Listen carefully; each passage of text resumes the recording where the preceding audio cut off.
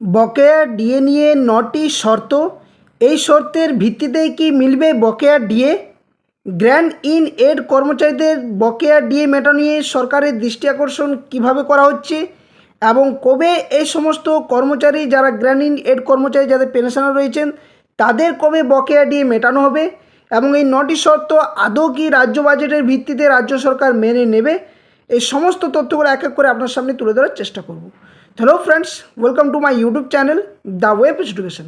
So friends, এই মুহূর্তে রাজ্যের কর্মচারী এবং গ্র্যান্ট ইন এড কর্মচারী যারা রয়েছেন তাদের বকেয়া ডিএ সংক্রান্ত একটা গুরুত্বপূর্ণ আপডেট উঠে আসছে।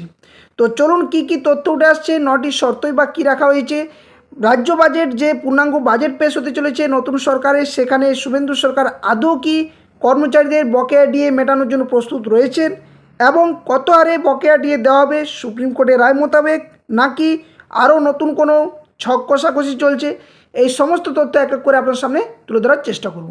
তো কেউ ভিডিওটি স্কিপ না করে সকলে শেষ পর্যন্ত দেখুন। আর যারা চ্যানেল নতুন ভিউয়ার্স রয়েছেন অবশ্যই বলবো চ্যানেলটি সাবস্ক্রাইব করে পাশে থাকা বেল নোটিফিকেশন অন করবেন। তো চলুন ডিটেলস আলোচনা করা যাক। তো দেখুন, রাজ্য সরকারের যে বিভিন্ন কর্মচারী যে সংগঠনগুলো রয়েছে ওনাদের দীর্ঘদিনের যে দাবি, সেই দাবি হচ্ছে যে বকেয়া যে ডিএ সেটা কিন্তু খুব দ্রুত মিটিয়ে দেওয়া নিয়ে, এবং এই ব্যাপারে দীর্ঘদিন ধরে রাজ্য সরকারের যে টানাপোড়েন একটা পরিস্থিতি তৈরি করে দিয়েছিল, সেখানে কিন্তু অনেক কিছু তথ্য উঠে আসে, যেখানে কলকাতা হাইকোর্ট থেকে সুপ্রিম কোর্টে যায় মামলা, এবং তারপর বারংবার কিন্তু যে কর্মচারীদের বকেয়া ডিএ নিয়ে একটার পর একটা যে দিন বা তারিখ পে তারিখ কিন্তু উঠে আসে। তো গত ফেব্রুয়ারি মাসে যে রায়, সেই রায় ভিত্তিতে কিছু পরিমাণ বকেয়া ডিএ দেওয়া হলেও গ্র্যান্ট ইন এড কর্মচারীদের যে বঞ্চনা করা হয়েছিল সেই ভিত্তিতে নতুনভাবে আবারও একটা যে সূর্যের উদয়, যেখানে অবশ্যই এই কর্মচারীদের মুখে হাসি ফুটতে পারে, সেই দাবিগুলোই কিন্তু সরকারের কাছে তোলা হয়েছে এবং বিভিন্ন দাবির ভিত্তিতে ৯টি শর্ত যে রাখা হয়েছে রাজ্যের সরকারি কর্মচারীদের তরফ থেকে এবং গ্র্যান্ট ইন এড কর্মচারীদের তরফ থেকেও। তো কী কী তথ্য উঠে আসছে, তো বলা হচ্ছে যে মুখ্যমন্ত্রীকে এই বিষয়ে চিঠি লেখা হয়, যেখানে গ্র্যান্ট ইন এড কর্মচারী, ওয়ার্ক চার্ট কর্মচারী এবং পেনশনভোগীদের বকেয়া ডিএ এবং ডিআর অবিলম্বে প্রদান প্রসঙ্গে। তো মাননীয় মহাশয় বলা হয়েছে এখানে, যেখানে মুখ্যমন্ত্রীকে চিঠি লেখা হয়েছে। তো সশস্ত্র নিবেদন যে গ্র্যান্ট ইন এড প্রতিষ্ঠানের কর্মচারী ও পেনশনভোগীদের দীর্ঘদিনের যে বকেয়া মহার্ঘ ভাতা অর্থাৎ ডিএ এবং মহার্ঘ ত্রাণ অর্থাৎ ডিআর প্রদানের বিষয়ে আপনার সদয় দৃষ্টি আকর্ষণ করছি। এর মধ্যে সরকারি সাহায্যপ্রাপ্ত আর্থিক প্রতিষ্ঠানের শিক্ষক এবং অশিক্ষক কর্মচারী, বিভিন্ন সংবিধিবদ্ধ সংস্থা, সরকারি উদ্যোগ, পঞ্চায়েত, পৌরসভা, পুর নিগম এবং অন্যান্য স্থানীয় সংস্থার কর্মচারীরাও এর অন্তর্ভুক্ত রয়েছে। তো অর্থ দপ্তর ইতিমধ্যে গ্র্যান্ট ইন এর কর্মচারী যে রয়েছেন তাদের এবং পেনশনভোগীদের ডিএ এবং ডিআর বকেয়া প্রদানের প্রক্রিয়া শুরু করলেও এখনও পর্যন্ত বহু উপভোক্তা তাদের ন্যায্য পাওনা কিন্তু পাননি। একইভাবে সেচ ও জলপথ দপ্তর, পূর্ত দপ্তরে ওয়ার্ক চার্জ কর্মচারী এবং কলকাতা পুর নিগমের পেনশনভোগীরাও এখনও তাদের বকেয়া অর্থ পাননি। তো জানা যায় যে সংশ্লিষ্ট সময়কালে বেতন ও পেনশন প্রদানের তথ্যাবস্থা মূলত টিসিএসের মাধ্যমে পরিচালিত হতো, তাই বিভাগীয় নথি অসম্পূর্ণ থাকলে টিসিএসের কাছে বা তাদের কাছ থেকে প্রয়োজনীয় পুরনো নথি এবং অর্থ প্রদানের যে তথ্য সেগুলো কিন্তু দ্রুত যাতে কালেক্ট করে বা সংগ্রহ করে যাতে যাচাই এবং অর্থ প্রদানের কাজ আর বিলম্বিত না হয়।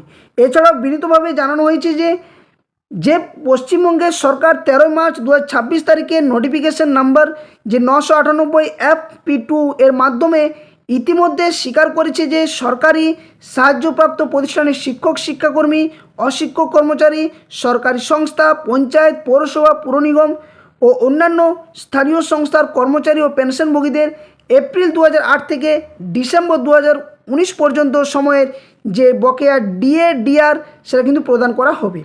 তো সম্প্রতি মাননীয় মুখ্যমন্ত্রী প্রকাশ্যে স্বীকার করেছেন যে পশ্চিমবঙ্গের শিক্ষক, কর্মচারী ও পেনশনভোগীরা শান্তিপূর্ণ, অবাধ ও সুষ্ঠু নির্বাচন পরিচালনায় গুরুত্বপূর্ণ ভূমিকা পালন করেছেন, তাই গণতান্ত্রিক প্রক্রিয়া এবং জনসেবায় তাদের যে অবদান সেটা কিন্তু যথাযথ স্বীকৃতির দাবিদার। তো এরই প্রেক্ষাপটে গ্র্যান্ট ইন এড কর্মচারী ও অন্যান্য যোগ্য শ্রেণী কর্মচারীদের রোপা সুবিধা, ডিএ ও ডিআর এর দীর্ঘদিনের যে বকেয়া দ্রুত মিটিয়ে দেওয়া ন্যায় বিচার এবং সদিচ্ছার একটি গুরুত্বপূর্ণ পদক্ষেপ। তো এই বিষয়ে যে কিছু শর্ত সেগুলো কিন্তু রাখা হয়েছে। তো চলুন কী কী 9টি শর্ত রাখা হয়েছে এবং এই গ্র্যান্ড ইন এর কর্মচারীদের ভিত্তিতে আদৌ কি তাদের যে বকেয়া ডিএ তাদের যে ন্যায্য অধিকার মিলবে কি মিলবে না। কারণ দীর্ঘদিন কর্মচারীদের কথা উল্লেখ করা হলেও এই গ্র্যান্ড ইন এর কর্মচারীদের কথা অনেক সময় উল্লেখ করা হয়নি। তো এই নিয়ে সংগঠনগুলোও কিন্তু একদম অগ্রণী ভূমিকা পালন করেছে, যাতে করে কোনো কর্মচারী, সে গ্র্যান্ড ইন এড কর্মচারী হোক, পেনশনভোগী বা হোক বা নিয়মিত কর্মচারী হোক, কারো যেন তাদের ন্যায্য অধিকার থেকে যাতে বঞ্চিত না হয়, তার জন্য সরকারের কাছে বারংবার দাবি এবং 9টি এই যে শর্ত সেগুলো কিন্তু রাখা হয়েছে। তো কী কী শর্ত? প্রথমত বলা হচ্ছে 1 নম্বর শর্তের মধ্যে যে সমস্ত যোগ্য কর্মচারী ও পেনশনভোগীর ডিএডিআর বকেয়া সংক্রান্ত তথ্য সংগ্রহ, যাচাই বাছাই এবং সত্যতা নিরূপণের কাজ অবিলম্বে সম্পন্ন করা হয়, এটা কিন্তু দাবি জানানো হয়েছে। 2 নম্বর শর্তের মধ্যে রাখা হয়েছে বিভাগীয় নথি অসম্পূর্ণ বা অনুপস্থিত থাকলে কোনো যোগ্য সুবিধাভোগী যাতে বকেয়া অর্থ থেকে বঞ্চিত না হন, সে উদ্দেশ্যে টিসিএস এবং অন্যান্য সংশ্লিষ্ট সংস্থা থেকে প্রয়োজনীয় সমস্ত পুরনো বেতন এবং পেনশনের তথ্য সংগ্রহ করতে হবে। 3 নম্বর কী শর্ত রাখা হয়েছে না, 3 নম্বর শর্তের মধ্যে রাখা হয়েছে তথ্য সংগ্রহ, দাবির যাচাই এবং বকেয়া অর্থ দ্রুত প্রদানের কাজ তদারকি করার জন্য একটি উচ্চ পর্যায়ের পর্যবেক্ষণ ব্যবস্থা, যেখানে মনিটরিং মেকানিজম বলে গঠন করতে হবে। 4 নম্বর বিষয় কী রাখা হয়েছে না, নির্দিষ্ট সময়সীমার মধ্যে প্রয়োজনীয় তথ্য সংগ্রহ এবং জমা দেওয়ার জন্য সমস্ত প্রশাসনিক দপ্তরকে স্পষ্ট নির্দেশ জারি করতে হবে। 5 নম্বরটা খুবই গুরুত্বপূর্ণ এখানে, কারণ অনেকে আমাকে কমেন্ট করছেন, মেসেজ করছেন যে গ্র্যান্ড ইন এর কর্মচারীদের ব্যাপারে। তো দেখুন, গ্র্যান্ড ইন এর কর্মচারী প্রতিষ্ঠানের শিক্ষক, শিক্ষাকর্মী ও অশিক্ষক কর্মচারী এবং পেনশনভোগীদের বকেয়া মহার্ঘ ভাতা অর্থাৎ ডিএ এবং মহার্ঘ ত্রাণ বা ডিআর প্রদানের জন্য একটি সুস্পষ্ট রোড ম্যাপ ও সময়সূচিও কিন্তু ঘোষণা করতে হবে। অর্থাৎ এই শর্তটাও কিন্তু রাখা হয়েছে 5 নম্বরের মধ্যে।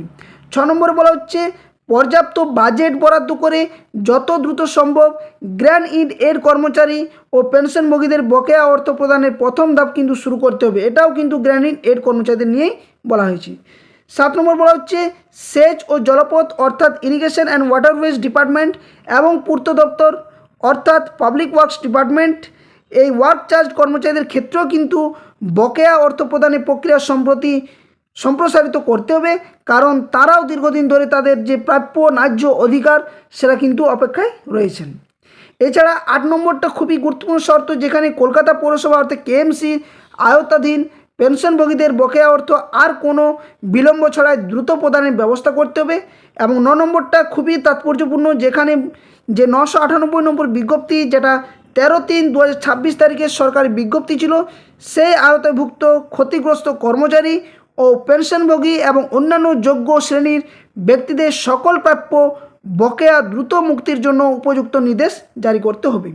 তো এই যে তথ্য, এগুলো কিন্তু গুরুত্বপূর্ণভাবে যে শর্ত, সেই শর্ত কিন্তু রাখা হয়েছে রাজ্য সরকারের কাছে। এবং আপনারা জানেন সকলে যে গত কয়েকদিন আগে নবান্নে বিভিন্ন যে কর্মচারী সংগঠন, তাদের যে দল, প্রতিনিধি দল এবং মুখ্যমন্ত্রী নিজে নবান্নে উপস্থিত থেকে তাদের বৈঠক হয়েছে। এবং খুব দ্রুত যে বাজেটে, সেখানে কয়েকদিন আগে যে সভাতে, একটা বিশেষ সভাতে কিন্তু মুখ্যমন্ত্রী নিজেও বলেছেন যে রাজ্য বাজেটে অনেক কিছু চমক আসতে চলেছে। তার মধ্যে তিনি উল্লেখ করে ফেলেছেন যে বকেয়া ডিএ নিয়ে অবশ্যই দ্রুত এই সিদ্ধান্ত রাজ্য বাজেটে দেখতে পাবেন সকলে। তো যাই হোক, দেখা যাক এখন মুখ্যমন্ত্রী কী পদক্ষেপ নেই রাজ্যের কর্মচারীদের নিয়ে। এবং এই যে গ্র্যান্ড ইন এড কর্মচারী যারা দীর্ঘদিন ধরে বঞ্চিত রয়েছেন, যাদের কথা বারংবার আগের সরকারও কিন্তু উপেক্ষা করে গেছে, এই সরকারও কিন্তু এই নিয়ে কোনোভাবেই আর দেরি না করে যে শর্ত, সেই শর্ত কিন্তু বিভিন্ন সংগঠনের তরফ থেকে রাখা হয়েছে, যাতে করে এই কর্মচারীদের মাঝে গ্র্যান্ড ইন এড কর্মচারীরা কোনোভাবে যাতে আর বঞ্চিত না হয়। তো এই ছিল সম্পূর্ণ তথ্য, যেটা আপনার সামনে তুলে ধরার চেষ্টা করলাম।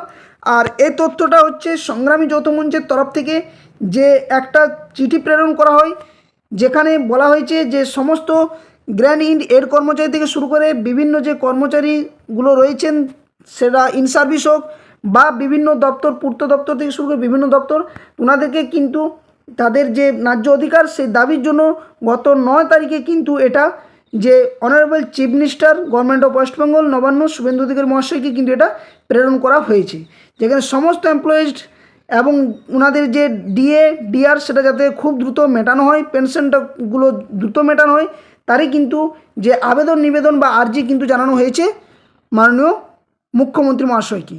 তো এই ছিল সম্পূর্ণ আপডেট তথ্য। যদি ভিডিওটি ভালো লেগে থাকে অবশ্যই ভিডিওটি লাইক করবেন, বাকি শেয়ার করবেন। আর যারা চ্যানেল নতুন ভিউয়ার্স রয়েছেন অবশ্যই বলবো চ্যানেলটি সাবস্ক্রাইব করে পাশে থাকা বেল নোটিফিকেশন করবেন এই ধরনের সমস্ত গুরুত্বপূর্ণ নিউজ, কেস আপডেট, নোটিফিকেশন সংক্রান্ত তথ্য পাওয়ার জন্য। তো ধন্যবাদ, জয় হিন্দ। আবার কোনো নতুন ভিডিও নিয়ে আপনার সামনে হাজির হবো। ততক্ষণের জন্য সকলে সুস্থ থাকুন, ভালো থাকুন।